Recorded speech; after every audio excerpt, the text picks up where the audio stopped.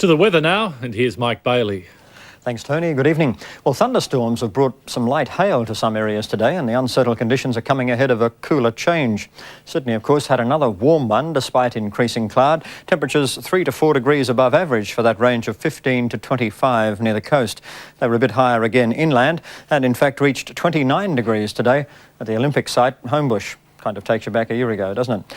Temperature now in Sydney is a couple of degrees above average again at 20.5. The relative humidity 56%. The wind is a light west-nor'wester and the pressure is rising. Well, temperatures were certainly rising through the state today. Very warm in all districts. Readings generally above average, including Canberra, where today's range went from 5 to 23 degrees, producing a top that was 8 above the average.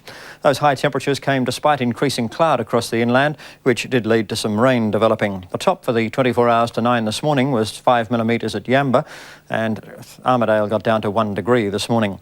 But today, with storms moving across the state, a fall of 17 millimetres at Bathurst was the top score, 9 to 3, and temperatures peaked at 35 degrees at Tibooburra. Around the capital cities, cloud was reasonably widespread about the southern half, but no significant rain to report, with temperatures mostly mild, tending warm, of course, about the eastern half. Now to the reasons for it, and there's a change moving across the continent, and it's cloud ahead of that, which has thickened in New South Wales today. There's a trough and also a cooler change, which will lead to lower temperatures for tomorrow. Ahead of that, a ridge of high pressure has been giving New South Wales above average temperatures, but that trough line through the central parts of the state is likely to be there again into tomorrow, producing more afternoon and evening showers and storms, especially about the eastern parts. Rainfall will be initially fairly widespread, with showers and storms about tonight. It'll contract a little bit toward the east tomorrow and then tend to spread a little further about the ranges in the latter part of the day. Checking the capital cities, rather unsettled, with some showers expected along the Queensland coast, including Brisbane. Some late showers and possible storms for both Sydney and Canberra, and a little rain about Alice Springs and a late shower in Darwin. Now to New South Wales, and another warm night ahead, with winds likely to be from the north ahead of a cooler change.